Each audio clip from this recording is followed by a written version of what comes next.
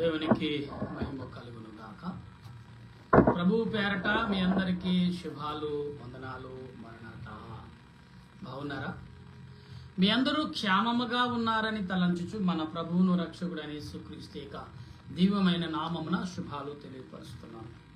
ప్రియులారా, మనం ఫిలిప్పీ పత్రికలోని కొన్ని విషయాలు చదువుతున్నాం కనుక ఈ ఫిలిప్పీ రాసిన పత్రికలో భక్తుడైన ఫిలిప్పు గారు అనేక విషయాలు మనకు అందిస్తున్నారు. ఆ విషయాలు మనం తెలుసుకోవడానికి ప్రయత్నం చేద్దాం. ఎందుకంటే దేవుడు తన కృపను బట్టి అనేకమైన విషయాలు ఈ ఉదయకాలం నీకు నాకు వివరిస్తున్నారు. ప్రియులారా, మనకి ఎంత ఆనందంగా ఉంటుందో అంతే ఓర్పును కూడా మనం కలిగి ఉండాలి. ఎంత సంతోషంగా ఉంటున్నామో అంతగా ముందు చూపు నడక మనం కలిగి ఉండాలి. అప్పుడే మనం ఖచ్చితంగా దేవుని వాక్యానికి లోబడతాం. ఇవాళ ఎలా ఉందంటే లోకం చాలా వేగంగా ఉంది. మనుషులు ఊహించలేని ఆలోచనలకు వెళ్ళిపోతున్నాం. ఎలాగంటే దేని నిమిత్తం మీరు చెప్పగలుగుతున్నారు అంటే ఇక లేఖనం చెప్తున్న మాటలను బట్టి మనం అర్థం చేసుకోవాలి. భక్తుడైన పౌలు గారు మనతో మాట్లాడుతున్నాడు. ఎలాగంటే ప్రతి విషయంలోనూ ఆత్మ తలంపులు కలిగి మీరు కలిగి ఉండడాన్ని ఫిలిప్పు గారు మనతో మాట్లాడుతున్నాడు. ప్రియులారా, ఎందుకు అంటే మనం మాట్లాడే ప్రతి విషయం కూడా ఆత్మ సంబంధమయంగా ఉంటుంది. కనుక మనం ఆలోచించినప్పుడు మనం చాలా విషయాల్లో మనము నష్టపోతున్నాం. ఎందుకంటే చాలా విషయాల్లో మనము చాలాటిని ఆలోచన కలిగి ఉన్నాం. ప్రియులారా, కనుక ఈ దినము కొరకు మరి మనం ప్రార్థన చేసుకుందాం. పరిశుద్ధుడా పరిశుద్ధుడా పరిశుద్ధుడా, దూతల చేత భక్తుల చేత నిత్యము కొనియాడబడుతూ కీర్తించబడుతూ ఆరాధించబడుతూ స్తుతించబడుచున్న ఓ ప్రభువా, నీకు వందనాలు, స్తుతులు, స్తోత్రాలు. ఈ సమయంలో మేమేమై ఉన్నామో అది నీ చిత్తం, మా చిత్తము కాదు. నీ ఉద్దేశాన్ని నెరవేర్చి నడిపించండి. నీ ఆలోచన చేత, నీ క్రియల చేత మమ్మల్ని బలపరిచి నడిపించుచున్న మా ప్రభువా, నీకు వందనాలు. ఈ సాయంకాల సమయంలో నీ దాసుడని, దేన దాసుడని నేను ప్రభువా నీ లేఖనమును చేతపట్టి నీ ఎదుటకు చేరాను. చేరి నా తలంపులు, నా ఆలోచన మరుగు చేసి నీ పిల్లలతో నీవే మాట్లాడి కావలసిన ఆత్మీయ జ్ఞానం ఈ దినమును ప్రభువా, ఇదిగో జనవరి నెల గతించిపోయి మరి మరొక నెలలోకి మేము ప్రవేశించాం. 2వ నెలలోకి వచ్చేసాం. అంటే 2026 ఒక నెల గతించిపోయింది ప్రభువా. ఇంకా 11 నెలలే 10 నెలలే ఉన్నాయి. నువ్వేమి చేయబోతున్నావు? మా ద్వారా నువ్వేమి చేపిస్తున్నావు? నిజమే కదా తండ్రి. తలంతులు ఎన్నున్నప్పటికీ మా తలంతుల మీదే నీవు మా జీవితాన్ని పునాదిగా కట్టుచున్న దేవుడు. దానికి ఈరోజు నీ దీనదాసుడి నన్ను మరుగుపరచు, నాలో నీ ఉండి నిబిడలతో మాట్లాడమని క్రీస్తు ఆత్మరూపుడైన యేసు నామమును అడిగి ప్రార్థన చేయుచున్నాను పరమ తండ్రి, ఆమేన్. మన తండ్రి అయిన దేవుని సహాయం మనకు తోడై ముందుకు నడిపించును గాక, ఆమేన్. ప్రభు పేరట మరొకసారి మీ అందరికి వందనాలు. మరణాత. పిల్లరా, ఫిలిప్పు గారు చెప్తున్న మాటలు చేసను. ఆయన ప్రధానులను అధికారులను నిరాయుధులుగా చేసి సిలువు చేత చేయక్షముతో వారిని పట్టి తెచ్చి మారాటముగా వేడుకు కనపరిచెను. కాబట్టి అన్నపాన విషయములనైనను పండుగ, అమావాస, విశ్రాంతి దినమును అని వాటిని విషయములైనను మీకు తీర్పు తీర్చ ఎవనికి అవకాశం ఇయ్యకుడి. ఇవి రాబోవు అట్టి సాయైనే గాని నిజ స్వరూపము క్రీస్తులో ఉన్నది.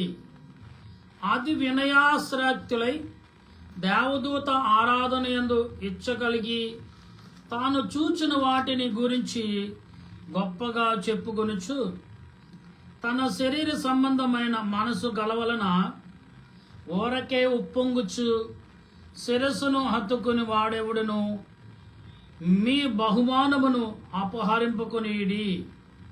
ఆ శిరస్సు మూలముగా సర్వ శరీరము కీళ్ళ చేతను నరముల చేతను పోషింపబడి అతుకబడినదై దేవుని వలన కలుగు మృత్యుతో అభివృద్ధి పొందుచున్నది.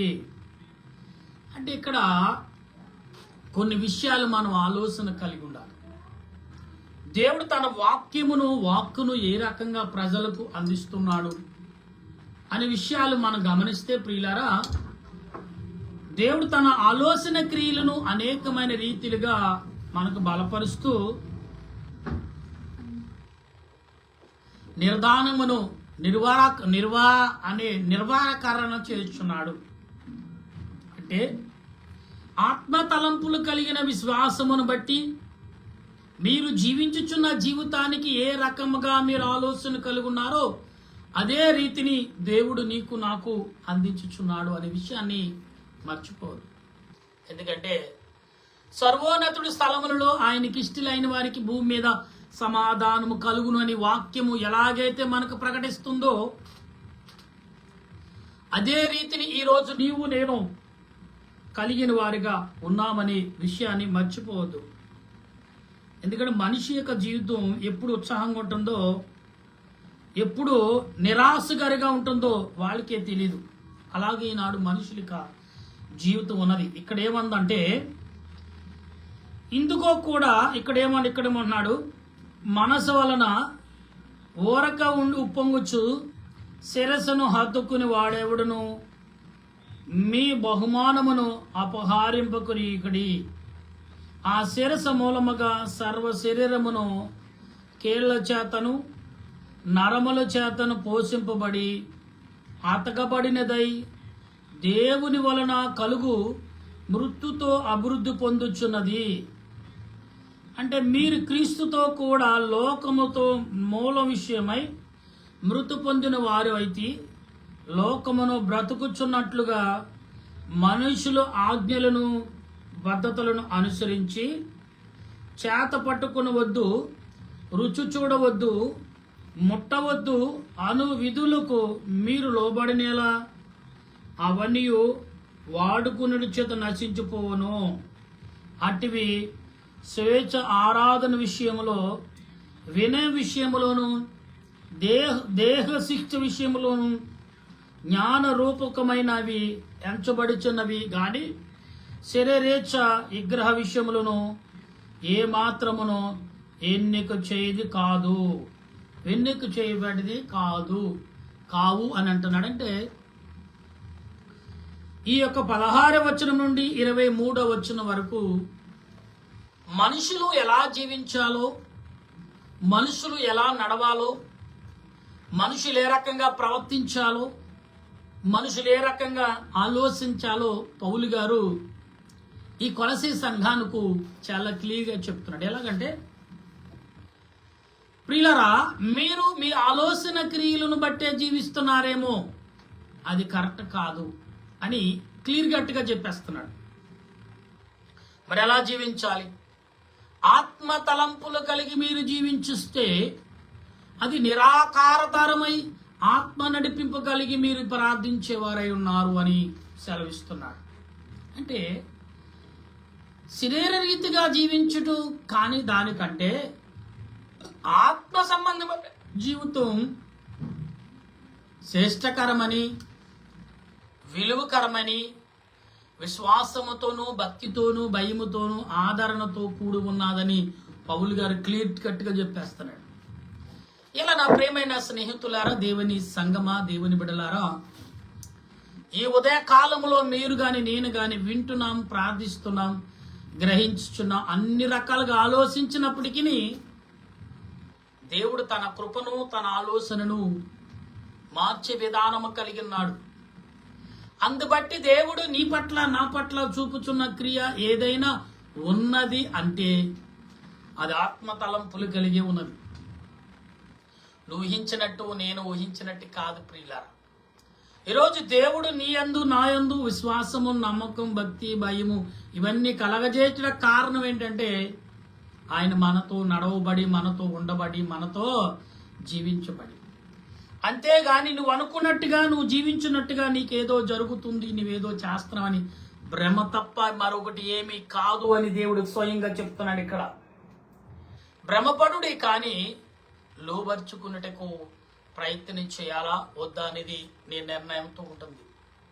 పిల్లరా, అందుకే మాట్లాడి కోపపడి కానీ పాపము చేయకుడి, చూచుడి గ్రహించడి కానీ దాన్ని ఏంటో యోచించుడి, దగ్గరికి వెళ్ళడి కానీ దాన్ని ముట్టకొడి అన్నాడు.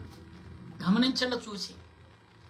అందుకే సంసోను ఏ సింహాన్ని రెండు ముక్కలుగా చీల్చాడు, అదే శరీరములో, అదే చీల్చబడిన దేహములో నుండి తీపుని తిన్నాడు. అంటే పాపం ఇప్పుడు అపవిత్రమైన దాంట్లోండి తీపు వచ్చునని పొడుపు కథ చెప్పాడు కానీ అందులో నా పొడుపు కథ తన పీకు చుట్టుకుంటుందని సంసోను నమ్మలేకపోయాడు. ఈనాడు పాపమనే మాటలో, పాపమనే ఆలోచనలో, పాపమనే తలంపులు ఎందరైతే స్త్రీలు, పురుషులు, చిన్నలు, పెద్దలు, యవనలు లెక్కలేని మంది కూడా అందులో పాలు భాగస్తులు అవుతూనే ఉన్నారు. తీరా చూసి వెనక తిరిగి చూస్తే అయ్యో అయ్యో అయ్యో అయ్యో ఏంటి పరిస్థితి, ఒరేలేరే బాబు ఎందుకు వెళ్ళావరా అని అంటాం. పైగా ఎవరైనా సాయం చేస్తారా, ఎవరు సాయం చేయరే, నువ్వు జాగ్రత్తగా చూసుకుని వచ్చేయి, నువ్వు ఉంటే రేపొద్దున కలుద్దాం, లేకపోతే తర్వాత చూద్దాంలే అనే ఆలోచనలో సినిమా డైలాగులు మాట్లాడతారు తప్ప, ఒరే బాబు నీ శ్రమకు నేను ఆధారంగా నీకు అడ్డము నిలబడతాను, నీకు నా చేయి ఊతనిస్తాను, నా మాట ధైర్యం ఇస్తాను, నా మాట తలంపులు నీకు సహకరిస్తాను. ఈనాడు ఎవ్వరూ మాట్లాడట్లే. కానీ ప్రభు ఏమంటున్నారు, ఆయన శక్తిని విడుచుకున్నాడు, ఆయన బలమును విడుచుకున్నాడు, ఆయన స్వరూపం విడుచుకున్నాడు, ఆయన మహిమను విడుచుకున్నాడు, ఆయన బలమైన ఆధారాన్ని విడుచుకుని నీ కొరకు నిమిత్త మాత్రుడుగా ఏమీ లేనివాడిగా మిగిలిపోయాడు. ఇంకా మనకు 70-80 రోజులు ఉంది శిలువ జానాలకి. మనం ఇప్పటి నుంచే మనం ఏం చేయాలంటే ప్రభు యొక్క సిలువను గూర్చిన వార్త హృదయములో నాటించుకున్నప్పుడు అది సిగరించుతుందో లేదో తర్వాత కాలానికి అర్థమవుతుంది. అందుకే ప్రభు అంటున్నారు, ఏమన్నారు తెలుసా, 10 మత్తయి సువార్తలు 25వ అధ్యాయంలో చెప్పిన మాట, ఒకడికి 5 తలంతులు, మరొకడికి 2 తలంతులు, మరొకడికి 1 తలంతు ఇచ్చాడు. 5 తలంతులు ఇచ్చిన వాడు, 2 తలంతులు పొందిన వాడు అభివృద్ధిని ఎలా చేయాలో వారు ఆలోచన, 1 తల ఇచ్చిన వాడు మాత్రం ఒకతో నేనేం చేయను అని పాతిపెట్టి, ఇదిగో అయ్యా నేను దీంతో నేనేం చేస్తాను, నాకు కానీ నా ప్రయాణాలు కానీ ఏమీ సరిపడదు, నీకేసి ఇవ్వలేను కదా, ఎందుకని దాన్ని దాచి నీకే ఇచ్చేస్తున్నాను అంటాడు. అంటే అభివృద్ధి గురించి తెలియక దేవుడు నీకు ఇచ్చాడంటే దాన్ని ఎలాగ అభివృద్ధి పరచాలి, దాన్ని ఎలాగో 1, 2, 4, 4, 10 చేయాలో ఆలోచించగలని దేవుడికి తెలియదేమో, అందుకే నాకు ఇచ్చాడని నా యొక్క విశ్వాసాన్ని, నా యొక్క ఆలోచనను, నేను ఇచ్చిన ధనాన్ని పరీక్షించే స్థితికి నువ్వు చేరిపోయావంటే వెంటనే వీడిని తీసుకెళ్లి ఎక్కడేసేమన్నాడు, అగ్నిలో చీకటి కొట్టులో పడేయండి అన్నాడు. వీడి సోమరిపోతే దేనికి పనికిరాడు, దేనికి పనికిరాడు, అసలు సంసారానికి పనికిరాడు, పురుషుడిగా పనికిరాడు, స్త్రీగా పనికిరాడు, భూమి మీద నివసించడానికి అసలే పనికే రాడని నిజంగా ఎలాగ చెప్పాలండి. ఇలా బైబిల్ బోధలు ఎలాగున్నాయంటే రాబడి బోధలు ఉన్నాయి. ధనాను సంపాదించుకుని మనిషిని ఆకట్టుకుని ఫోటో దిగితే 10,000, ఫోటో కట్టించుకుంటే 20,000, ఏమన్నా నాతో ఒక నెల స్నేహం చేస్తే ₹1,00,000 అనే స్థితికి వచ్చేసారు మనుషులు. నువ్వు ఎవరితో స్నేహం చేస్తున్నా, ఎవరితో ఫోటో దిగుతున్నా, ఎవరితో నడుస్తున్నా, ఎవరితో మాట్లాడుతున్నా, ఎవరితో ఉపదేశిస్తున్నా, ఎవరి మాటలు వింటున్నావు, ఎవడండి నేనెవడనండి, నేనెవడను అసలే, నేనెవడో నాకే తెలీదు. అలాంటి వాడిని నేను మీ గురించి మాట్లాడుతున్నానా? లేదు, ప్రభువు మాట్లాడుతున్నాడు. నేను కాదండి ఇది, నేను ఏమంతి వాడిని ఎలా నీటి బుడగ ఆవురి క్షణంలో మారిపోతుంది. నీళ్ళని అడుగుతా వెళ్ళి గడ్డి పువ్వుని రాలిపోతుంది, గడ్డిని అడుగుతామా మరలా సిగిరిస్తా చూడు ఆలస్యం చేయి అంటుంది. కానీ ఇక్కడ మనుషుడు ఎలా ఉన్నాడంటే అసలు ఎందుకో పనికిరాని వాడిగా ఉండిపోయాడు. అందుకే పౌలు గారు అంటాడు, ఇదిగో నీ దేహము నీ ఆలోచన సర్వమును దేవుని చిత్తము ద్వారా నెరవేరుతున్నాయి, నీలో వచ్చి నీ తప్ప, నీలో నువ్వు ఉన్నావు తప్ప, నీవు అలంకరించుకున్నావు తప్ప నీకంటూ ఏమి లేదురా బాబు అని మొత్తుకుంటున్నాడు పౌలు గారు. ఇప్పుడైనా కళ్ళు తెరువు, నీ ఆలోచన క్రియలకు కళ్ళు తెరువు అని ప్రభు చెప్పుచున్నాడు. నా ప్రియమైన దేవుని విశ్వాసులారా, ప్రియ క్రైస్తవ సంగమా, దేవుని సంగమా, దేవుని బిడ్డలారా, ఈ ఉదయ కాలంలోనూ మనం అనేకమైన విషయాలు విన్నాం. ఈరోజు సంస్కారం, చాలామంది ప్రభు శరీరం, ప్రభు రక్తము తిని త్రాగి ఆయన యందు విశ్వాసం ఏదో మనమే భక్తి పరులుగా మనమే ఏదో అన్నట్టుగా జీవించుచున్నామేమో. నటించొద్దు. నటన కలిగి ఉంటే దేవుడేమంటున్నాడు, నీ నటన క్రియలు నేను ఎరిగిను, నాకు తెలుసు బాబు, నువ్వు నా దగ్గర నటించుకో, నీవుగా ఉండు, అప్పుడే నాకు నచ్చుతావు అన్నాడు దేవుడు. ఈనాడు ప్రియులారా, నీ పాపమును కడుక్కోటకు, నీ పాపమును తొలగించుకోటే 2026 2వ నెలలోకి యేసు ప్రభు తన రక్తమును తన శరీరము నీకు ఇచ్చాడు. దాని విలువగా భావించి నువ్వు తీసుకున్నావా? దాని విశ్వాసంగా భావించి నువ్వు పుచ్చుకున్నావా? దాని బలమైన శక్తిగా అని గ్రహించి నువ్వు త్రాగి తిని ఉన్నావా? అయితే పౌలు వలె, బాప్తీసిచ్చి యోహాను వలె, పద్మదీపంలో ఉన్న యోహాను వలె మీరు జీవించగలుగుతారు. ఎందుకంటే వారు అనేకమైన రీతిలుగా నడిచినా కానీ ఆత్మను కోల్పోలేదు. కనుక ఈ సాయంకాల సమయంలో మంచినీళ్ళు తాగితే మన పెదాలకు ఊరటన కలిగిస్తుంది. ఆత్మ నీలోకి వచ్చినప్పుడు అది ఊరికనే ఉంటుందా? నీలో ఉన్న శక్తిను, నీలో ఉన్న ధనశక్తిని ఏకత్వము చేసుకుని ఆ ఒక మంచినీళ్ళు తాగితే ఇంత ఎనర్జీ పెరుగుతున్నప్పుడు, ఆత్మ నీలోకి వచ్చినప్పుడు నీ ఎనర్జీ ఎంత ఉంటుంది, ఎంత శక్తిగా ఉంటుందో ఒక్కసారి ఆలోచించు. అందుకే ఆత్మకు లోబడి నా కుమారుడా, ఆత్మకు లోబడుతున్న నా కుమార్తెలారా అని దేవుడు పిలుస్తున్నాడు. ఈనాడు నీవు గాని నేను గాని ఆత్మకు లోబడ్డామా? అయితే ధన్యుడివే. మరి కాబట్టి ఈ సాయంకాల సమయంలో దేవుని ఆత్మకు లోబడి ప్రార్థించి, స్తుతించి, ఆరాధించే కృపను పరిశుద్ధాత్మ దేవుడి సాయంకాలం కూడా మనందరికీ అందించును గాక. ఆమేన్. ప్రార్థన చేద్దాం. ప్రేమగల మా ప్రభా, నీకు వందనాలు, స్తోత్రాలు చెల్లిస్తూ పౌలు గారు ఫిలిప్పీకి సంఘానికి రాస్తున్న ఈ మాటలు నీదేన దాసుడు నా ద్వారా అనగా నీ బిడ్డలకి బయలుపరిచి, బోధించి, వివరించి, ఆశ్రదించి, ఆదరపరిచిన మా ప్రభువా నీకు స్తోత్రాలు. సమయంలో మేము ప్రార్థిస్తుండగా మా ప్రార్థన ఆలకించుము దేవా, అంగీకరించుము ప్రభా, చెవియొగ్గుము దేవా, నీ ఆత్మ చేత, నీ ఆలోచన చేత బలపరిచి, నడిపించి, దీవించి, ఆదరించుమని నీ సన్నిధి యావత్తు, నీ సన్నిధి కాపుదల నాకు అనుగ్రహించి బలపరచుమని. సమయంలో ఎందరైతే ప్రభా బిడ్డల కొరకు, సంతానం కొరకు, బిడ్డలకు కలిగిన వారు తల్లికి బిడ్డకు క్షేమము కొరకు, అలాగే తండ్రి మరి సులువైన కానుపు కొరకు, ఇలాగే అనేక రీతిలుగా ఎదురు చూస్తున్న పురుషులు, స్త్రీలు, పెద్దలు, చిన్నలు, వృద్ధులు, యవనులు, దేశభక్తులు, దేశ నాయకులు, దేశ ప్రధానులు, ప్రధాన అధికారులు, అలాగే మిలిటరీ వారు, పోలీస్ శాఖ వారు, డాక్టర్లు, నర్సులు, పారిశుద్ధ వారు, కార్మికులు, రైతులు, దేశము కొరకు, మనుషుల కొరకు పోరాడుతున్న వారు, ప్రాణాలు విడిచుచున్నవారు ఎందరో ఎందరో ఎందరో, దేశము కొరకు, తన పుట్టుకు, తన జన్మ కొరకు, తన దేశము కొరకు, తన ప్రజల కొరకు ప్రాణాలు పణముగా పెట్టి తండ్రి పోరాడుతున్నవారు అనేకులు. తండ్రి నేనా నీ కొందరు సందరిని చూచుచున్నవాడు, అందరి మాటలు వినుచున్నవాడు, అందరి యొక్క ఆర్ధానాలు నీ వద్దకు చేరుతున్నాయి. వారి మాటలు, వారి యొక్క ఆర్ధానం, వారి యొక్క విజ్ఞాపన, వారి స్వరం నీ వద్దకు చేరింది. వాటన్నిటినీ నీవే ఏదో ఒక రోజున తీర్పు తీర్చేవాడు. తీర్పు తీర్చే కాలం దగ్గర పడుచున్నది. గ్రహించి, ప్రార్థించే, స్తుతించే, గణపరిచే భాగ్యము దీనదాసుడు నాకును బైబిల్ మిషన్ దైవజనుడిగా, బైబిల్ మిషన్ పరిచారకుడిగా నీ దాసుడు నేను ప్రార్థిస్తుండే. నేనే కాదు, నా చుట్టుపక్కల వారు, నా దేశ ప్రజలు, నా గ్రామ ప్రజలు, నా పట్టణ ప్రజలు, ప్రపంచ ప్రజలు తండ్రి 850 కోట్లు, 280 భాషలకు కలిగిన ఈ ప్రజలందరినీ నీ రెక్కల నీడకు చేరుస్తూ నీ దేన దాసుడు నేను కూడా దేవా అందరిలో ఒకడునై ఉన్నాను, అందరూ నా వారే, అందరిలో ఒకడునై నీ నామాన్ని స్తుతిస్తూ గణపరుస్తూ నా ప్రార్థన ఆలకించు, నా ఆవేదన, నా ఆత్మీయ సంతోషము సమాధానముగా బలపరచు, నడిపించమని త్వరగా రానయున్న యేసుక్రీస్తు దివ్యమైన నామమును అడిగి ప్రార్థన చేయుచున్నాను మా పరమ తండ్రి. ఆమేన్. పరలోక మా పరమ తండ్రి నామను పరిశుద్ధపరచునుగా, నీ రాజ్యం వచ్చునుగా, నీ చిత్తం పరలోకమందు నెరవేరినట్లు భూమి మీద నెరవేరుగా.